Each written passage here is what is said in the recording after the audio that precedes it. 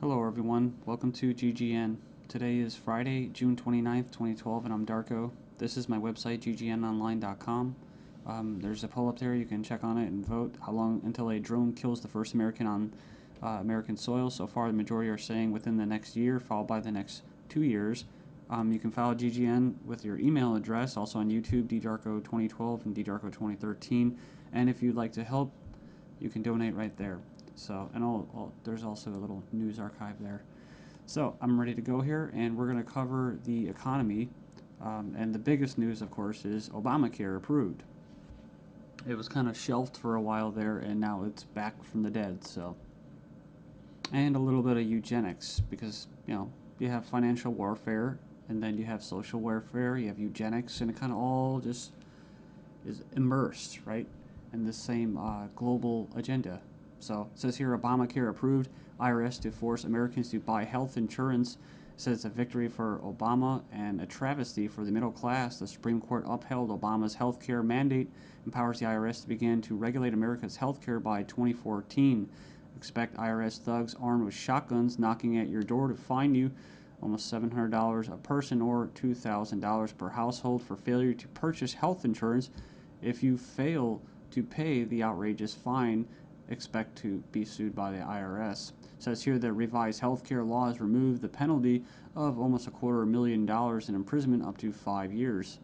It says here this ruling allows the federal government to force citizens to enter a contract with private corporations to buy health insurance. This is happening just days before the 4th of July, when Americans won its independence from British tyranny, and now we face the same tyranny today. It says here by 2014, all Americans will have to submit or face being fined and sued by the Internal Revenue Service. The American people are already struggling financially with record unemployment, inflation, and trillions of dollars in national debt. By the time health insurance becomes mandatory, the middle class will be financially bankrupt.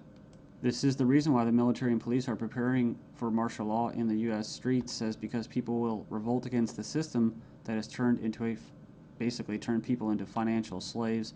So it says here that they're conditioning Americans with checkpoints and speed traps, army drones to spy on us. We're going to cover all this, rolling out the tanks and putting military goons on residential streets to prepare us for what is to come in the future. It says here the Bilderberg Group discussed in Spain about wanting to level America into a third world impoverished nation where we're all poor under world government dictatorship. It says here soon the Americans' standard of living will drop significantly, and it won't just be the standard of living, it will be their age of death, right? Their basically the average lifespan. It says here services will be cut. We're going to get into that too, death pathway and stuff like that. Taxes will be increased until we become so poor that we are unable to fight, and resistance will be futile. As Americans issue split decision on healthcare ruling, nearly 2/3 believe politics played too great a role. So it says Americans are sharply divided over Thursday's Supreme Court decision on the 2010 healthcare law, with 46% agreeing and 46% disagreeing with the High Court's ruling that the law is constitutional. Then you have from the Daily Bail, Obamacare complicated. Check out the flow chart. And yeah, there's our buddy, the IRS, right there. But it's just a god-awful mess. And you have Secretary of Health and Human Services in the middle. All these different vested interests, all these different bureaucracies. And the biggest invested interest that helped write the bill was the insurance companies. And they're the ones that are going to basically, how could you say, not profit. Well, they will profit, but they're going to get the best advantage from this, right?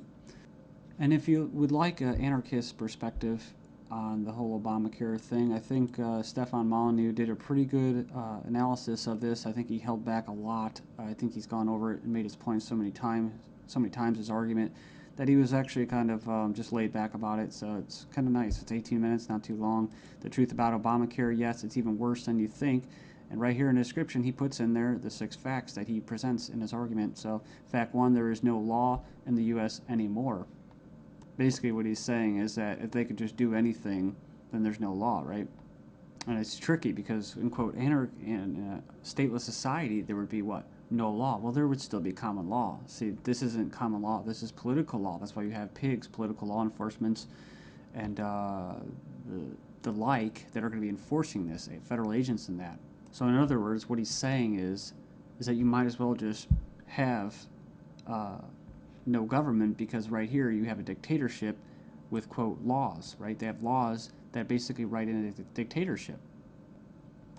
So we have here Obamacare is an admission that all previous government health care programs have failed. So, and this is true. I remember the recording, about Nixon and stuff like that, getting people on Medicaid. It doesn't really matter whether it's good or not.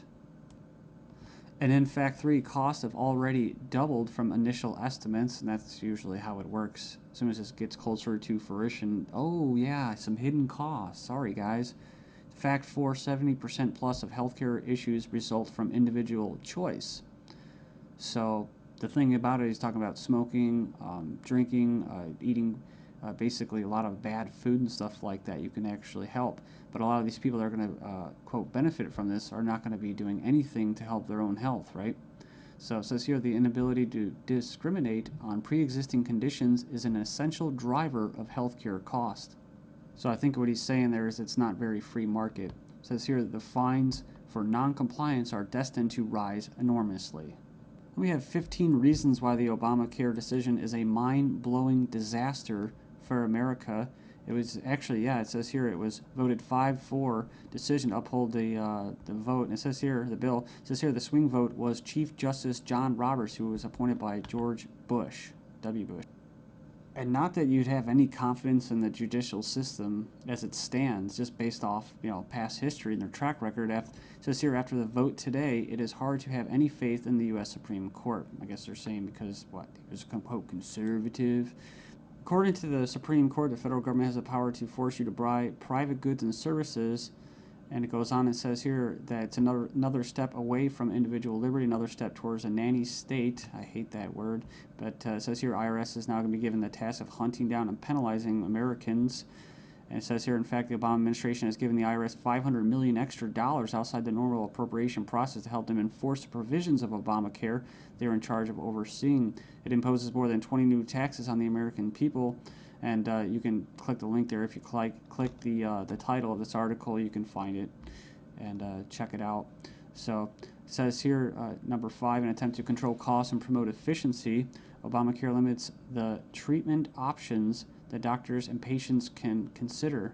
In other words, the death pathway, right? The British system, this is likely to result in a decrease in life expectancy. That's what I was talking about in the United States in the beginning of this video. So yeah, it's going to send health insurance premiums soaring, especially for younger Americans. And, it's going to crush small businesses, as they say. And number 9, Obamacare is going to make the emerging doctor shortage in America a lot worse. So hundreds of thousands of doctors are leaving the medical profession because of this. It says here it's already forced the cancellation of dozens of doctor-owned hospitals. And it says here that the following is one example from the Alliance Defense Fund. It's an insidious little provision. It says here, did you know that this bill, you'll have to pay for life-saving drugs, but life drugs are free. So 100% free. If this plan were really about health care, it wouldn't be about, it would be the other way around. So yeah, it's like robbing from the future to pay for the living. So and it just turns into a god-awful mess. It's not even just politics, it's generational. 13 reasons why the revolution might start with Obamacare. Go in there and check that out. I'll just name a few and you can hopefully go in there and check it out. It says here that's a direct tax which is unconstitutional under Article 1, Section 9. And you can go in there and read that. It says here it violates states' rights since federal government does not have the constitutional authority to take over healthcare as stated in the 10th Amendment outlined in the Bill of Rights. This mandate is involuntary servitude or slavery to big banks and insurance industries, neither slavery nor involuntary servitude except as punishment for a crime whereof the party shall be duly convicted. Basically, the 13th Amendment. So yeah, that's the federal government's 4th of July Independence Day present to Americans. It's pretty crazy. I mean, you think the timing of this was just happenstance? I bet it isn't. Let's just show you. Just give you a big middle finger right in front of your face. Stagnating life expectancies in the United States. Poor U.S. citizens live 5 years less than the affluent, but they don't talk, what about the middle class, right?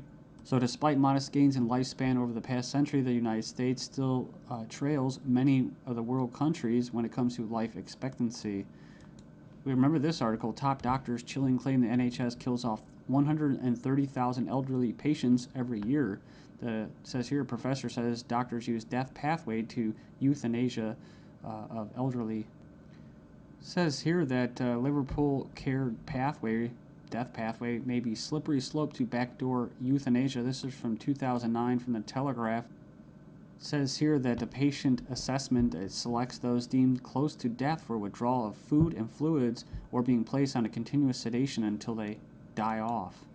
Next up, we have another little example. Doctors said this individual was a typical lazy teenager. Actually, she had an aggressive form of cancer. So it goes on here. It says that she was finally diagnosed after she had an MRI scan following a fall. So basically, she was left undiagnosed for 6 months after doctors mistook her symptoms for typical teenager laziness. So as cancer rates soar due to the eugenics and that, I see these articles, European meeting to be held to raise awareness of the eugenic current of European society held in Strasbourg, France. It's hosted by the Parliamentary Assembly of the Council of Europe, or PACE, this week to address the alleged eugenic current of European society and eugenics and human rights issues of prenatal screening. It says here, currently the highest court in Europe is considering a complaint from a woman who claims that she was not given a prenatal screening which would have revealed her daughter's Down syndrome and thus allow her to choose to abort her child. They didn't go into this, which is what? Scottish toddlers to be tested to see if they will grow up to be drug addicts or criminals. So they're going to basically examine them to determine their capacity for violent crime, to be violent. But what happens when this comes to the UK? Thailand violent students to be drafted into our army automatically.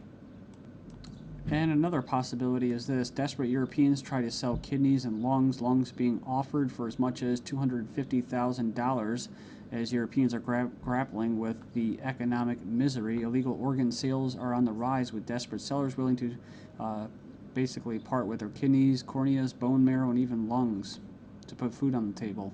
Says here, organized criminal groups are preying upon the vulnerable on both sides of the supply chain. So they're not just talking about Israel, they're talking about internet ads spotted across Italy, Spain, Greece, Russia.